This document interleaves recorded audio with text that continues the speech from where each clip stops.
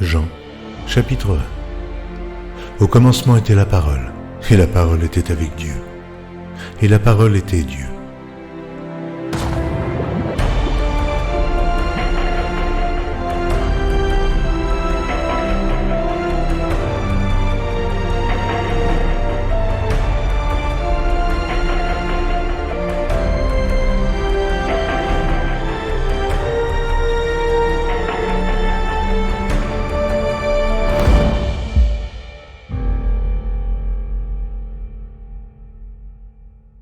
Shalom, vous êtes encore nombreux à nous suivre à cette deuxième session de notre thème croissance et encadrement de l'enfance et la jeunesse des œuvres et missions internationales.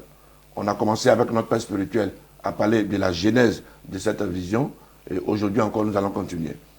Shalom Adengra. Shalom. Shalom papa. Shalom. Ils sont nombreux à nous suivre, très heureux de recevoir toutes les révélations qui viennent de vous et nous allons continuer notre discussion encore aujourd'hui.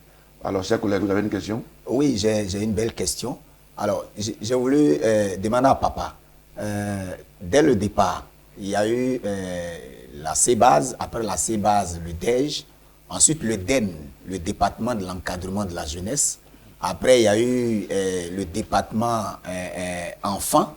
Après quoi, le ministère chargé de l'encadrement de la jeunesse. Bon, souvent on entend le docteur Dion nous citer cette belle phrase, la révélation est progressive. Alors, tous ces changements-là, quelles sont les motivations, quelle est l'inspiration qui vous pousse à faire tout ça? D'abord, vous savez que notre vision, la vision de l'Église protestante baptiste œuvre et mission, est basée sur 4 piliers. Voilà. Il y a le pilier de la décentralisation, il y a le pilier de l'activité missionnaire que nous voyons dans Ézéchiel 47, il y a le pilier du fonctionnement des ministères même qui doivent servir pour changer les gens, par exemple Ésaïe 61, le programme divin qu'il faut suivre, et puis il y a le pilier des œuvres sociales que nous voyons dans Ésaïe. Donc les 4 piliers là doivent être suivis. Et quand vous voyez par exemple qu'on part d'une expérience à une autre en améliorant, ça c'est une question. Vous voyez que nous sommes dans Ézéchiel 47, ça veut dire que Ézéchiel est dans l'eau. L'eau commence aux genoux, aux chevilles, l'eau monte aux genoux, l'eau monte aux reins, et après on nage. Et après il y a l'activité. C'est ce que nous suivons exactement. Donc au niveau de l'église de la jeunesse, c'est un peu ça. La manière dont l'église des adultes évolue avec des améliorations. Alors c'est comme ça, ça s'est passé aussi au niveau de la jeunesse. Ce qui ne change pas, c'est la Bible. Mais le fonctionnement peut être toujours amélioré en fonction du temps. Voilà, il faut adapter toujours le fonctionnement de l'église aux réalités du temps. Parce que quand je dirigeais l'église à 100 membres, ce n'est pas la même chose que de diriger aujourd'hui 350 000 membres. Donc il faut adapter le fonctionnement à cette réalité-là. Vous voyez, au départ, on était combien la jeunesse? La jeunesse, il n'y avait pas grand monde, peut-être 50 jeunes. Les parents qui venaient à l'église avaient leurs enfants, ils n'étaient pas nombreux. Bon, le nombre des parents, on multiplie le nombre des parents, par exemple, s'il y avait 50 membres, il faut multiplier par 5. Et vous allez voir combien de nombres on a, combien d'enfants on a dans chaque famille. Et donc, l'organisation qui concerne 200 enfants, ce n'est pas la même chose que 60 000 enfants. Donc, c'est ce qui fait que vous allez constater qu'après un temps, on réadapte. Même on vient cette année, puisque nous allons vers notre 50e anniversaire, je viens de reformer un peu le fonctionnement général de notre église, de notre mission. Et là-bas, avant, on disait ministère chargé de l'encadrement de la jeunesse. Mais on a mis de l'enfance et de la jeunesse. Parce que les tout petits là, ils sont mûrs. Ils disent pourquoi on nous dit garderie. Toujours on dit garderie. Pourquoi on nous dit garderie? Et ils ont raison. On est des enfants. Pourquoi on dit garderie comme on est les bébés et tout ça? Non. Donc nous avons mis Donc, ministère chargé de l'enfance et de la jeunesse. Et ça répond mieux. C'est cela. Voilà. Bon, avec le temps, si la jeunesse, si nous atteignons 500 000 membres, peut-être que Dieu va nous montrer encore qu'il faut améliorer. C'est cela. Il faut donner une nouvelle appellation qui réponde mieux au fonctionnement. Donc, c'est ce que vous avez constaté au fil des ans. Parce que la révélation est progressive. Dieu nous a montré au départ, d'abord, on était dans le système de l'école de dimanche. Après, nous sommes sortis de là, on a commencé avec le département de la jeunesse. Après, encadrement. Après, quoi d'autre encore? Enfance. Enfance, on a mis ministère, et maintenant enfance et autres. Voyez? Donc, on va de progrès en progrès. Vraiment. Papa, de 1980 jusqu'en 90, nous sommes rendus compte que la jeunesse de l'église baptiste Œuvres et Missions a organisé beaucoup d'activités, a pris même des initiatives. Certainement que la jeunesse a été formée pour organiser ces grandes activités. On peut même les citer, il y a eu les retraites spirituelles, il y a eu des croisades, il y a eu des siamels même. Voilà. Et aujourd'hui même, je crois en 2017, il y a eu la siamelle jeunesse. La jeunesse prend beaucoup d'initiatives. C'est parce que la jeunesse a vu comment vous organisez les premiers programmes jusqu'à aujourd'hui. C'est l'inspiration divine. Qu'est-ce qui s'est passé aujourd'hui? Et pour compléter votre question, quel jugement papa a par rapport à ces organisations? C'est ça.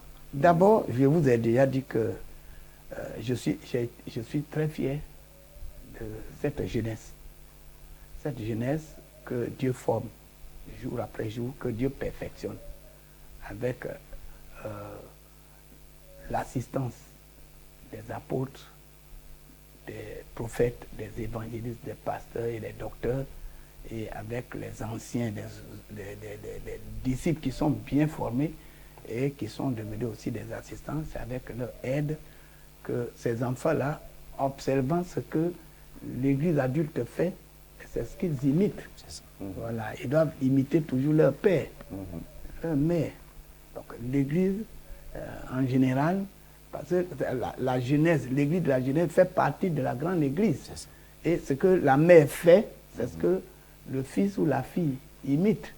Et c'est ce qu'il fait, puisque c'est la formation. Voilà.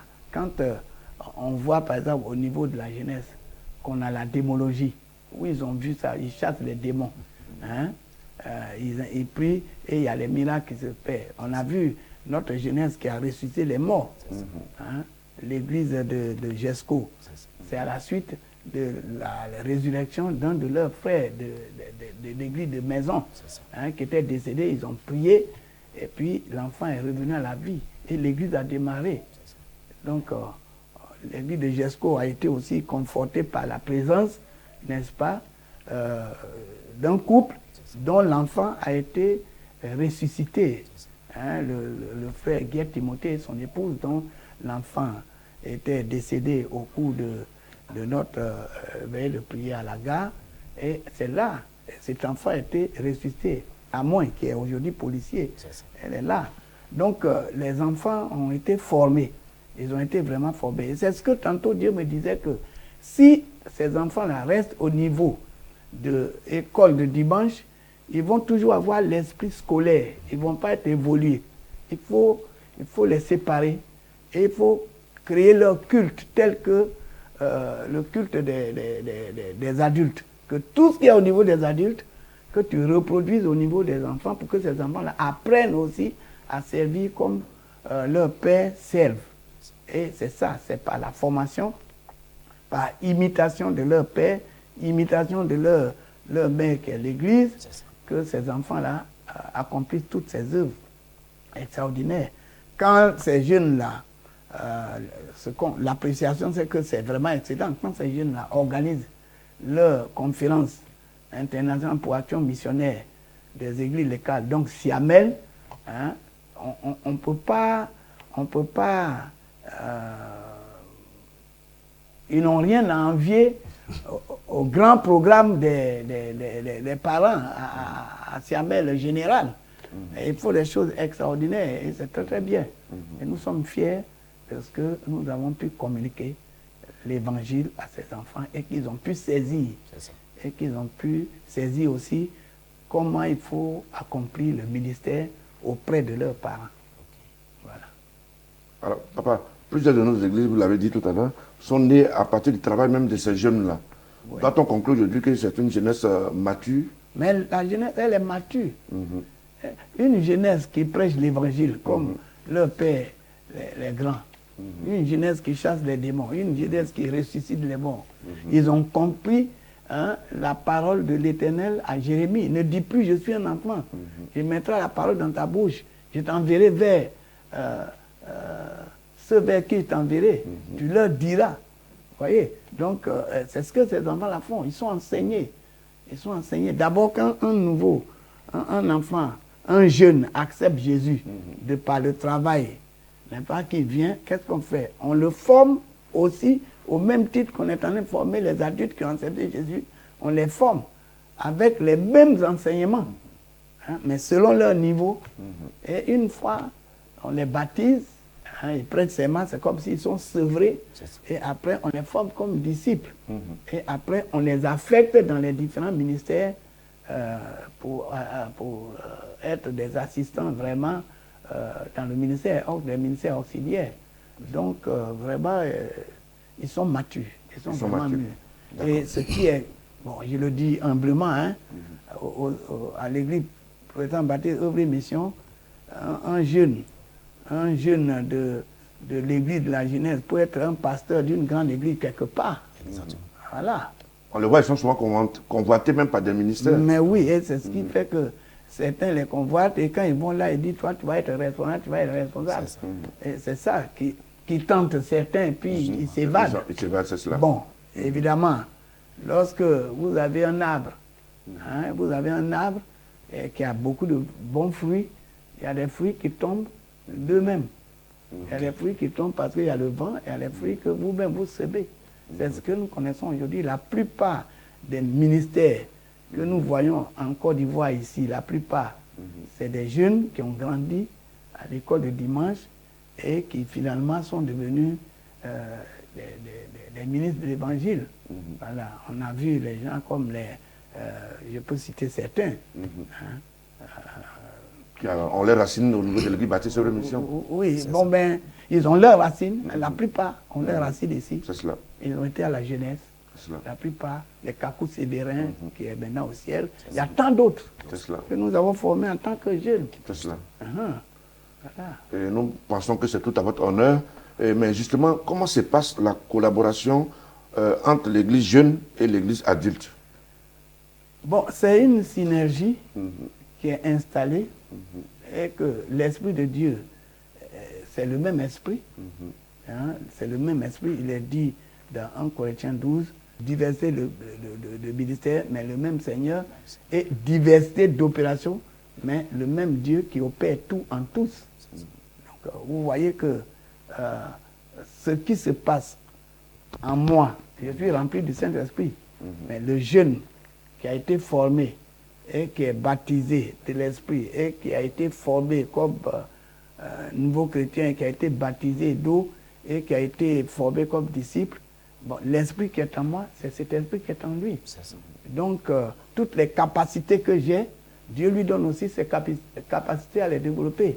Voilà. Jésus a dit, si par rapport à notre Seigneur, il dit, si vous demeurez à moi, que mes paroles demeurent en vous, vous ferez les œuvres que j'ai faites et vous en ferez de plus grandes. Plus cette jeunesse-là se soumet à la vision que Dieu m'a donnée, se soumet à l'enseignement que j'ai vulgarisé et à travers les pasteurs qui les gèrent, s'ils se soumettent, mais ils vont faire les œuvres que j'ai faites. Et ils en feront même de plus grandes. Donc, c'est le principe divin, c'est le principe du royaume de Dieu. Voilà. Vous avez dit que cette église des jeunes est autonome, mais on sous-entend qu'elle a des limites, cette autonomie. Quelles sont les limites de cette autonomie? Quand on parle d'autonomie, le français, souvent est... Quelqu'un a dit l'élastique. Voilà, le français est élastique. Un seul mot peut désigner plusieurs choses. Il y a des synonymes, n'est-ce pas? Il y a des synonymes, il y a des homonymes, il y a des synonymes. Et donc, l'autonomie n'est pas synonyme d'indépendance. Justement. Non, pas du tout. C'est plutôt synonyme ici de prendre des responsabilités, d'affirmer sa responsabilité, de prendre des initiatives. C'est pourquoi le conseil d'administration de la jeunesse, du ministère de la jeunesse, peut décider d'organiser une grande retraite spirituelle ou bien une siamelle, ou bien un séminaire, ou bien ils veulent faire une sortie. La seule chose qui leur est demandée, c'est de soumettre quand même à la direction générale de la mission. Parce qu'ils ne sont pas autonomes. S'ils vont que quelque chose arrive, c'est à moi que... Je ne dis pas que quelque chose va leur arriver, mais s'il y a un accident ou il y a quelque chose, à qui on va s'adresser? C'est au président de la mission. C'est pourquoi il ne peut pas faire certaines choses sans notre accord, sans l'accord des parents, sans l'accord des grands. La même chose dans les églises locales. C'est la même chose dans les églises locales. Une église locale ne peut pas faire certaines choses sans l'accord. Du pasteur. Vous voyez, du pasteur. C'est la même chose. Donc, ils sont libres de décider un programme, de décider une conférence, de décider une manifestation, de décider une sortie, mais il faut qu'ils reçoivent aussi la bénédiction. Parce que la bénédiction, c'est important. Il ne faut pas qu'ils négligent la bénédiction. Bénir, c'est protéger. Bénir, c'est protéger. Donc, il faut qu'on leur accorde la bénédiction de le faire. Alors, il ne faut pas se lever pour faire, bon, nous, maintenant, comme on dit, on est autonome, on fait ce qu'on veut. Alors, c'est la même église qui est soumise au même programme, qui est dans le même l'organigramme. Quand vous voyez l'organigramme de la mission, il y a la partie de la jeunesse. Mais à leur niveau, ils développent l'organigramme en fonction de leur activité là-bas. Mais ils sont dans l'organigramme général de la mission. Donc, ils ne peuvent pas se défaire, n'est-ce pas, de l'autorité de l'Église en tant que telle. Voilà. Oui, effectivement, docteur, vous avez bien expliqué cela. Parce que dans l'organigramme de la mission, on voit Église de l'enfance et de la jeunesse. Voilà. Mais vous n'êtes pas une église à part. Oui, cette expression-là, elle revient et puis souvent il y a beaucoup de problèmes de compréhension. Oui. Comment vous pouvez clarifier ça définitivement? C'est l'église de la jeunesse, mais ce n'est pas une église à part. Oui, bon, l'église c'est un corps. C'est ça. C'est un corps. On dit le corps a plusieurs membres.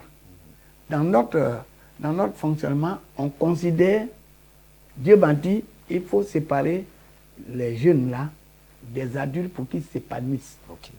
Mais quand ils sont séparés, ils sont là-bas. C'est une église.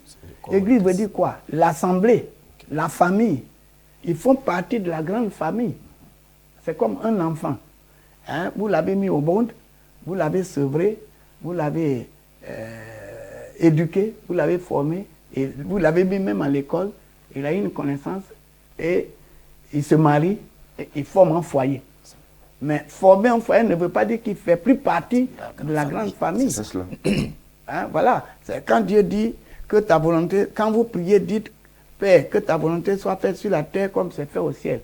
Au ciel, comment la volonté de Dieu est faite? Les uns là-bas sont régis en société, en famille. C'est les sociétés.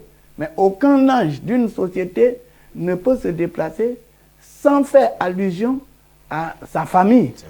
C'est pourquoi il dit, je suis l'archange Michel. Pendant ce temps, un autre ange est en Amérique et il se présente comme archange Michel. Pendant ce temps, l'autre est au Japon pour des missions que Dieu leur confie. Il se présente là-bas comme l'archange Michel. Il y a combien d'archanges Michel? Il y a un seul. Mais quand ils vont au nom de leur chef. Et c'est cette humilité-là que Dieu demande qui est sur la terre. Et c'est ce qui se passe aussi en famille. Quand Dieu fait une famille, le père est là. Moi, je suis Dion. Les enfants qui naissent, ils portent Dion. Vous voyez un peu? Quand un autre, si c'est une fille qui marie ma fille, alors là, on met le nom du mari dessus. Et le mari, maintenant, va mettre son nom aussi sur ses enfants. C'est une question de hiérarchisation. Parce que la hiérarchie ne nous permet pas de faire les choses qui soient contraires. Dis par exemple que Dieu me dise, il faut séparer les enfants pour qu'ils s'épanouissent, pour qu'ils prennent des initiatives, pour que moi, Dieu, je travaille avec eux librement. et de manière autonome, qu'ils ne soient pas sous la contrainte, sous le poids de l'autorité comme ça. Ils doivent être soumis à leur père, à l'Église, mais ils doivent être libres aussi de prendre des engagements, de prendre des responsabilités. Mais cela ne veut pas dire qu'il faut bafouer l'autorité du père. Voilà. Ça, c'est de la rébellion finalement. Alors donc, ce que nous disons, c'est que l'Église de la jeunesse, c'est une Église, mais elle n'est pas séparée de la grande Église, elle fait partie du corps. Quand le bras dit, je ne suis pas du corps, est-ce pour cela qu'il n'est pas du corps? Quand la jambe dit, je ne suis pas du corps, est-ce pour cela qu'il n'est pas du corps? La jambe ne peut pas dire, je n'ai pas besoin du bras. La jambe ne peut pas dire, bon, le gros ventre là, lui, il reçoit toute la nourriture et nous, on le supporte. Bon, et si la jambe s'affaisse, le gros ventre descend, c'est fini. Il n'existe plus. Il n'existe plus. Donc, c'est ça, entre la jeunesse, la relation entre la jeunesse et les anciens et l'Église adulte, ils doivent, la jeunesse doit comprendre qu'elle a besoin de leur père, qu'elle a besoin de la caution, qu'elle a besoin de la bénédiction, qu'elle a besoin de l'assistance. C'est pour ça d'ailleurs que ceux qu'on envoie vers eux, ce n'est pas des jeunes, c'est des personnes mûres. Et on choisit aussi des jeunes qui ont évolué pour qu'ils puissent les aider. Voilà, c'est ça. Mais ça ne veut pas dire qu'ils sont à part, c'est une église à part, mais ils font partie du corps. C'est une église, on ne peut pas l'appeler autrement. C'est une famille. Église veut dire famille, assemblée. C'est une assemblée. Regardez, ils sont 60 000. Bon, 60 000, c'est une grande assemblée, c'est une grande église. Bon, on dit église, mais ils font partie de quelle église? De leur église. Quel est le nom qu'ils portent? C'est Baptiste, œuvre et mission. À partir du moment où on dit Église protestante Baptiste, œuvre et mission internationale, ministère chargé de l'encadrement de l'enfance et de la jeunesse, ça veut dire quoi? Ils sont baptistes. Ils ne sont pas différents. Est-ce que vous voyez un peu ça? Voilà. Mais ils sont un ministère parmi tous les autres ministères. Ils sont un champ de mission parmi les autres champs que l'Église présente baptiste est en train, dans lequel l'Église baptiste est en train de travailler. Ils sont un champ. Voilà. Donc, je crois qu'ils doivent comprendre, tout jeune doit comprendre qu'il est membre de l'Église protestante baptiste œuvre et mission internationale. Mais il est du ministère chargé. C'est le ministère chargé de l'enfance et de la jeunesse qui les coordonne. Mais il forme une assemblée, une assemblée de jeunes. Voilà. C'est comme un père de famille qui a ses enfants. Mais les enfants ne peuvent pas dire, moi j'ai 13 enfants. Ces 13 enfants ne peuvent pas dire que nous sommes séparés de notre papa. On porte un autre nom. On porte un autre nom. Même s'ils sont mariés, ils portent toujours mon nom. Voilà. Donc vous voyez, c'est la même chose. C'est assez clair, papa. Ouais. Mais est-ce que ce n'est pas la malcompréhension de ce que vous expliquez par certains groupes, certains jeunes, même certains pasteurs qui créent souvent ces problèmes-là? Justement, quand j'ai souvent dit, celui qui ne connaît pas son histoire fait les histoires. Et la plupart ne connaissent pas l'histoire. Qu'est-ce qu'on a fait pour séparer la jeunesse des grands? Est-ce qu'on ne les sépare pour que les jeunes soient comme ça, comme des chauves-souris accrochées aux branches? Ou bien, bon, ils ont leur famille, c'est la famille baptiste œuvre et mission. Mais Dieu m'a dit, pour que cette jeunesse, tu aies une jeunesse efficace, une jeunesse qui se reproduit et qui gagne d'autres jeunes, alors, dans toute leur diversité, il faut les sédentariser et les former. C'est ce que Dieu m'a dit. Et c'est ce que j'ai fait. Et le résultat est là. Nous avons commencé avec, je ne cite pas d'église, mais on a commencé avec beaucoup d'autres églises en 1975, mais qui restent chétives. Il faut le travail qu'il faut, le travail de Dieu. Mais la sagesse, cette sagesse de développer le ministère de la jeunesse ne leur a pas été communiquée. Moi, je l'ai eu, et par la grâce de Dieu, on a des milliers et des milliers de jeunes. Voilà. Tandis que eux, ils ne peuvent pas avoir, pas parce qu'ils sont mauvais, Pas parce que Dieu ne les aime pas, mais c'est une question de révélation. Dieu m'a révélé que pour gagner la jeunesse, à cette époque difficile, voilà ce qu'il faut faire. Et j'ai suivi. Donc, tous les jeunes qui sont gagnés doivent aussi me suivre. Les pasteurs qui viennent doivent aussi me suivre. S'ils ne me suivent pas, ils vont bloquer le système. Vous savez que dans l'un des piliers de notre vision, Ézéchiel 47, qu'est-ce qui est dit? L'eau sort d'où? L'eau sort du trône et descend, c'est l'esprit. Et Ézéchiel dedans. Et étape par étape, jusqu'à ce que cette eau-là devienne un grand fleuve. L'esprit grandit, la vie de Dieu grandit et on nage. Mais il est dit que cette eau-là aura des fosses et des marais. Dans chaque fleuve, chaque torrent a ses fosses et ses marais. Les fosses, c'est quoi? C'est là où l'eau rentre, mais qui ne rentre pas, qui ne reste pas. Ça, c'est les fosses. Ça devient une vallée. Et à l'intérieur, on ne fait que du bruit et de l'écho. Ça, c'est les fosses. C'est ceux qui sont dans une vision, dans une église, ils reçoivent, mais ça ne reste pas en eux. Ils sont vides. C'est ce que nous voyons aussi. Que ce soit du côté des fidèles jeunes, que ce soit du côté de certains assistants, du côté de certains pasteurs. Hein? C'est ça, parce que souvent ils sont vides. Tout ce qu'on dit là, ils ne retiennent pas. Et ils deviennent vides. Ils ne font que produire du bruit. Mais il y a aussi les marais. Les marais, c'est quoi? Chaque fleuve a ses marais. Chaque torrent a ses marais. Les marais, c'est là où l'eau rentre. Hein? Le verset 11 de Ézéchiel 47, c'est ça. Les fosses et marais. Les marais, c'est là où l'eau rentre, mais l'eau reste stagnante. L'eau ne bouge pas. Et tous les arbres qui sont dans cette eau-là meurent. Parce qu'il n'y a pas de courant d'air dedans. Il n'y a pas d'énergie dedans. C'est une eau morte. Bon, c'est aussi comme ça. Il y aura des gens dans l'œuvre. Hein? Il faut être dans l'église. La vision est bonne. Dieu est en train de travailler, mais eux, ils reçoivent et ils ne donnent pas.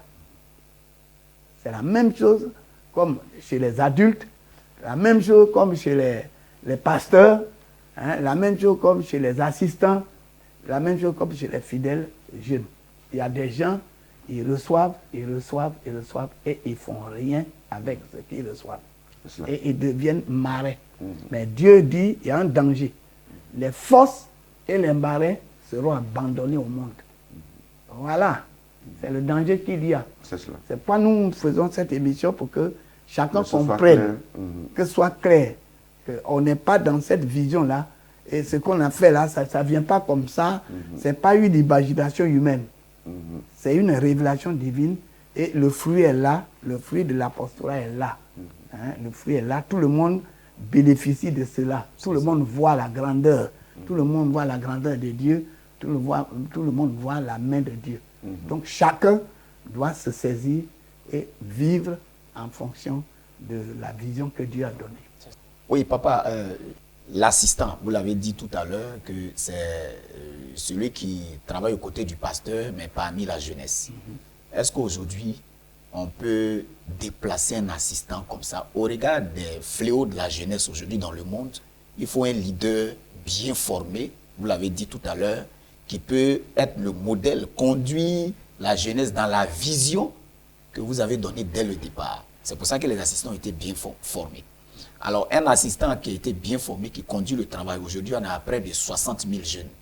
Parce qu'il a suivi tous les enseignements qui lui ont été donnés.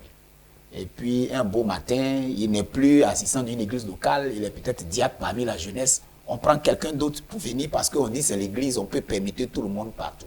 Alors que là, au niveau de la jeunesse, c'est quand même un ministère, un département très spécial où il faut vraiment maîtriser la vision pour la communiquer aux jeunes.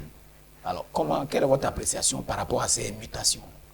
Bon, en toute chose, c'est une question de sagesse. C'est une question de sagesse pour affecter. D'abord, je prends le ministère des grands. Hein, on a le conseil d'affectation et de discipline. Pour affecter là, on analyse. Même parmi les grands, il faut analyser, il faut voir est-ce que quand on enlève quelqu'un de là, et va là, qu'est-ce que ça peut jouer? Bon, lui, il est bien, parce qu'on peut l'envoyer là-bas, il va être un instrument de réveil de l'autre côté. Voilà, on n'affecte pas comme ça, on ne déplace pas comme ça. C'est quoi? Au niveau de la jeunesse aussi, c'est les mêmes choses. On ne peut pas déplacer un assistant qui est en train de bien travailler. Voilà, on ne peut pas le déplacer comme ça. Bon. Maintenant, s'il y a nécessité de service et qu'on dit il est bien, mais je prends un exemple. À Bobo, si on l'envoie là-bas parce que l'église là-bas commence à faiblir, lui, ce qu'il a fait ici, c'est extraordinaire. S'il l'envoie là-bas, il peut ressusciter. On peut affecter par nécessité de service. C'est souvent par nécessité. C'est pas par comme ça. On n'affecte pas parce qu'il faut affecter. C'est ça. Voilà. On ne peut pas affecter comme ça. Il faut affecter toujours par nécessité. Bon. Il faut aussi affecter quand la personne ne vaut plus rien. C'est ça. Parce qu'il y a les accidents qu'on met là, que ce soit pasteur, hein. Justement, c'est ça. Ce qui arrive parmi les accidents, c'est la même chose parmi les pasteurs. Il y a les pasteurs, ils sont quelque part et ils ne peuvent plus rien faire. Quand ils prêchent même, les gens n'écoutent plus. Donc qu'est-ce qu'on fait? On ne peut pas le laisser là pour tuer tout le monde. Donc on le déplace. Souvent, il faut le déplacer. Peut-être là, il n'arrive plus à accorder le violon. Donc on l'envoie quelque part et puis après, il reprend. Mais c'est parce qu'il est aussi bon quelque part qu'on le prend. Et là où il y a un peu de difficulté, on l'envoie là-bas pour être utile. C'est souvent ça. On n'affecte pas parce qu'il faut affecter. Il faut affecter en fonction des besoins et aussi, surtout, voir aussi s'il n'y a pas d'anomalie, s'il n'y a pas de défaillance. Parce que s'il y a défaillance, qu'on le laisse, si l'assistant est défaillant, on le laisse là. Il va tuer tous les enfants. Parce que les enfants, ils copient facilement. Oui, ils copient. Et puis les enfants parlent entre eux. On les voit comme ça, mais attention, ils nous jugent. Ils se parlent, ils nous jugent. Ils disent, ah, notre pasteur, la façon il est devenu là, c'est pas très. Voilà. Bon, par respect, ils vont dire assistant, respo. Mais dans mon cœur. on va connaître tout le thème. Donc c'est un peu ça. L'affectation doit se faire en fonction des nécessités. Vous voyez, je vais donner des exemples parmi les grands. On a certains pasteurs qui sont des bâtisseurs. Je vais citer, pas pour qu'ils soient orgueilleux. On a par exemple le pasteur Ibrahim. Bongé Ibrahim. Bongé, il était à Sigiri. Il a construit le temple. C'est un bâtisseur. Il y en a plein comme ça, hein, parmi les pasteurs, qui sont des bâtisseurs, qui sont des gens. Bon. Et puis voilà, on l'a amené. Et où on l'a envoyé? À Divo? Non, c'est pas d'abord à Divo. Ah, d'accord. À Grand Lao. À Grand Lao. Le Grand Lao est resté là pendant des années sans temple. Pas parce que les pasteurs qui étaient mauvais. C'est cela. Mais on a dit, qu'est-ce qu'on va faire? On a envoyé Ibrahim là-bas. Il a construit le temple, c'est fini. Et celui qui est à Divo là, il est à Divo. Pas parce qu'il est mauvais, c'est un très bon pasteur. Mais chacun son don. Voilà, chacun son don. Il y a l'inspiration, il y a tout ça. Donc, il était à Divo. Divo a fait près de 25 ans. Sans temple, rien. C'est une grande région. Vous voyez? Une grande région. On dit, bon, on va prendre Ibrahim, il va aller là-bas, parce que pour faire un travail là-bas, c'est difficile. Donc, on a pris Ibrahim. Mais ceux de Grand Laou, ils n'étaient pas contents, mais ils ont déjà leur temple. Bon, comme lui, il a le don de faire comme certains. Donc, mieux vaut aller mettre en pratique ce qu'il a là-bas. Là, il a déjà le temple. Bon, et on a envoyé, celui de Divo, on l'a envoyé là. Et on lui a dit, bon, tu n'as pas pu faire le temple. Ici, le temple est fait, ben, maintenant tu peux développer l'église. Bon, Ibrahim, il faut commencer le temple. Bon, vous voyez, c'est par nécessité qu'on affecte. Par nécessité. Voilà, on n'affecte pas comme ça. Alors, on est quand même sage. Il y a un conseil d'affectation et de discipline qui existe à la mission. Et le conseil là, le pasteur principal de la jeunesse fait partie. Donc c'est le fruit des discussions, On échange. d'analyse. Et une fois qu'ils ont fini, ils font le gros rapport d'affectation et ils m'envoient. Et souvent, je vois, ils disent non, ça là, il faut laisser la personne là. Vous voyez, ça passe pas comme ça C'est facilement. cela. Voilà. Ok. Bon, Adengra, nous allons nous arrêter ici D'accord. et reprendre à la prochaine session. D'accord. Chers téléspectateurs, nous pensons que vous êtes heureux de nous suivre. Autant que nous le sommes à préparer ces sessions, nous nous retrouvons pour la 3e session. Shalom chez vous. Shalom. Demain, la suite de cet entretien avec le révérend Dr Dion Yayo Robert à la même heure.